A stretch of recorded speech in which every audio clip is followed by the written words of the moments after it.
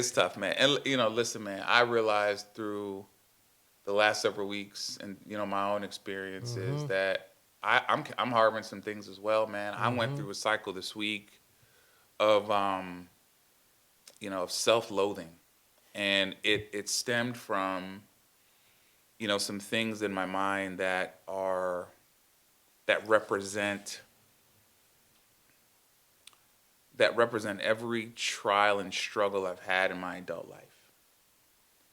And whether that's fair or not, is not the question right now. But it's the manifestation of this thing. And anytime it comes up, anytime I just completely start to spiral mentally.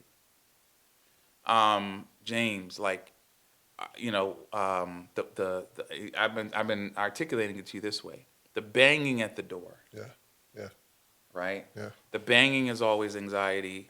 It's always fear. It's always self-loathing, versus the whisper, right? The whisper, the quiet things that you have to really lean in. You've got to be tuned in to drown out the noise. And on weeks like this, when certain things happen, and I'm realizing it doesn't even take that much, man. Yeah. It Set could you be a off. it could be a it could be a comment that someone makes, not realizing what they're saying, and you now receive that, and now it's gone into the mill of just darkness. And I realize, man, that um, I've got work to do in Yeah. that arena, and God continues to bring it back up because He's trying to tell me something. Yeah. Similar, same with you, man. I acknowledge that I'm circling that drain, and I have at. Look, I just want to. I want to get beyond it because if I do, to your point, I know there's power I'm not unlocking right now because I'm stuck here. Yeah. Yeah. I'm stuck here. And in this world we're living in right now, with everything going on in our country and our world, it makes that thing I struggle with even more prominent. Because I can give myself the excuse, oh, it's only because. Mm-hmm. Mm-hmm. It's only because. This is happening. It's only because. Instead of, James, look at yourself, man, and release whatever you've got going on and realize that God has your back, right? God has your back. Why do you keep giving power to things, inanimate objects, that just beliefs, things in your mind that don't really determine anything about where I'm taking you, right? So, dude, it's not only you, man. But when you think about that, is have you identified what it is you need to release? I have clearly identified the triggers. Mm-hmm.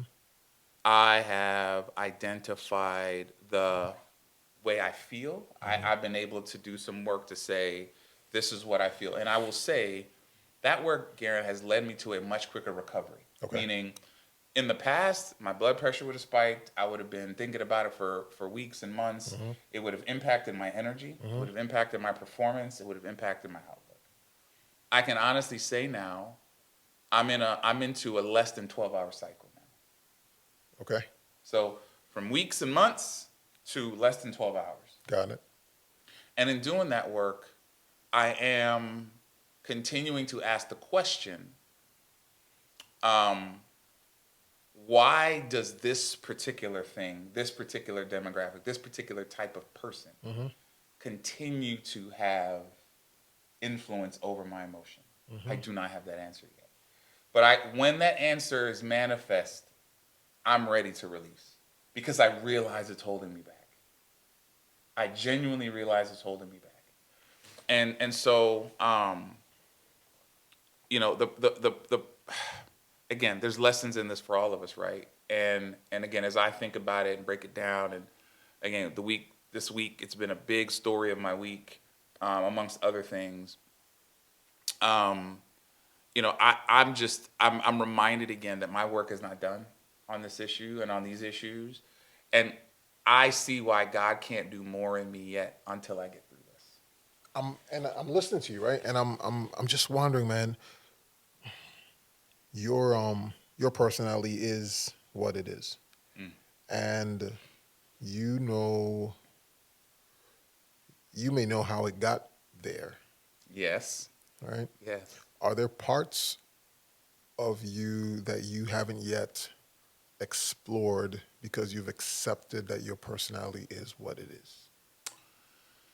Um, no, I would say I've been pushed beyond that over the last 9 to 10 months. Mm-hmm. I would say in the past, yeah, I Mm-hmm. would. And it, to be honest, and I don't use this word often, it comes from some early career trauma, Okay. right? The root of it is real. The root of it is, James, you were absolutely wrong. That shouldn't have happened. Those words shouldn't have been said. Those sentiments shouldn't have been shared. Um, and as you have progressed and your career has progressed and as your life has progressed, the echoes of that trauma remain. Okay. And because I still live in a community where the echo chamber is loud, right? When I moved away for 5 years, it was much better, because there I was just James, right? A new guy just moved to town with his family. Mm-hmm. Everything's good. Mm-hmm. Coming back home, the echo chamber, living in the bubble, it's a different dynamic, right? Yeah. And you and Yeah. I have talked about why we Yeah. even came back, right? Yeah. It was Yeah. about the kids, not about us. But God brought us back for a reason beyond this, beyond just, work and stuff, right? And the kids.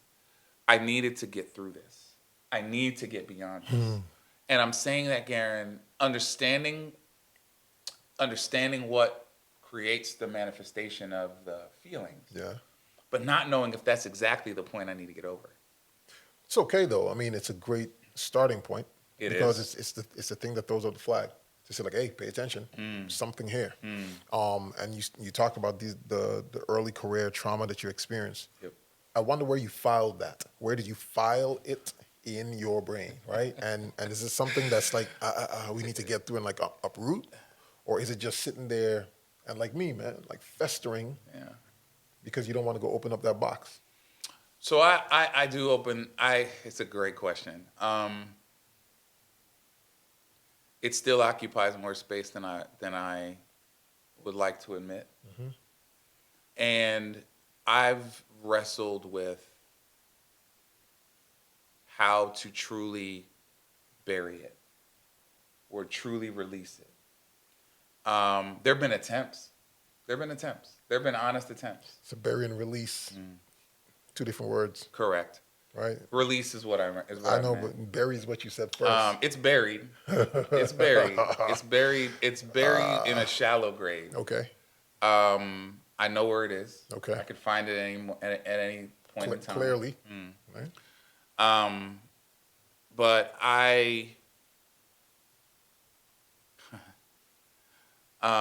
it's deep. There's so many things that contribute to what that trauma represented, that as a man of color, as a young man living in where we live, and I feel like there needs to be a transplant of more than just me, right? There needs to be a shift, something that says, let me just be straight up. Let's Man. go. Let me just be straight up. Let's go. A huge part of me was hoping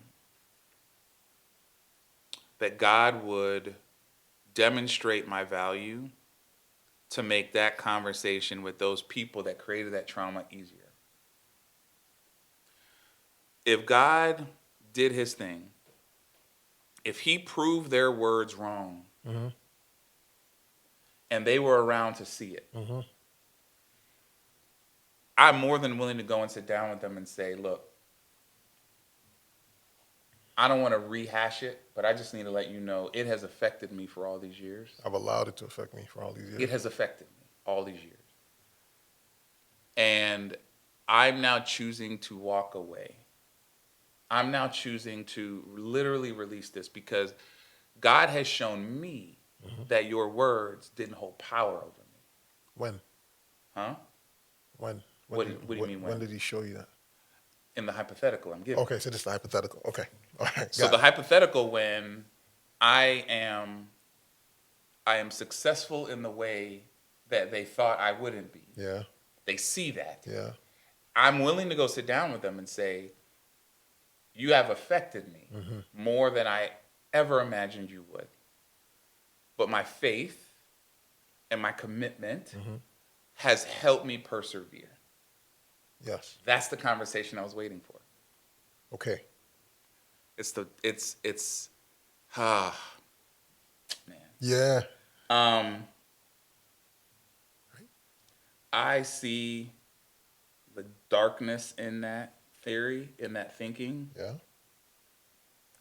because I now have to feel the way at the end, regardless of what God does, or regardless of where I show up, regardless of the levels of success I have or don't have. I need to feel that I'm justified anyways. So whether I walk away from that conversation and they're like, oh, he's still the same old, Same old dude, yeah. weak, not very articulate, doesn't show up, doesn't have all of those things. I have to be willing to say my piece, walk away, and truly release it. Right?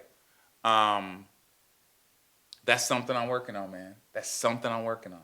And now, mind you, I'm on my own journey. Yeah.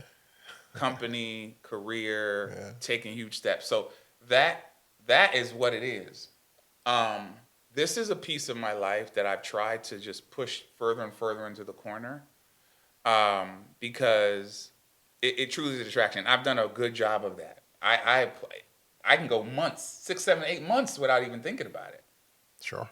But I know it's occupying space. It is.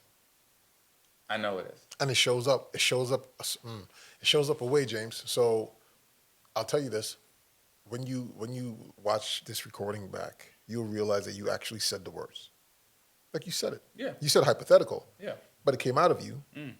So you could actually release it right now. Yeah, I could. Right? I could. And Gerren, I truly am ready to. I truly am. And the reason why I say it is because I know it's a self thing. It's a feeling of every time something doesn't go right, they're right. So that's how it lives in your head. That is how it is in my head. Yeah. Which is a little bit of a different dynamic. Okay. Right? So I'm trying to prove. Talk about this is now self-forgiveness. I'm trying to prove that I'm worth it when things go right, and I'm worth it when things go wrong. That's my struggle. I believe that. Then we could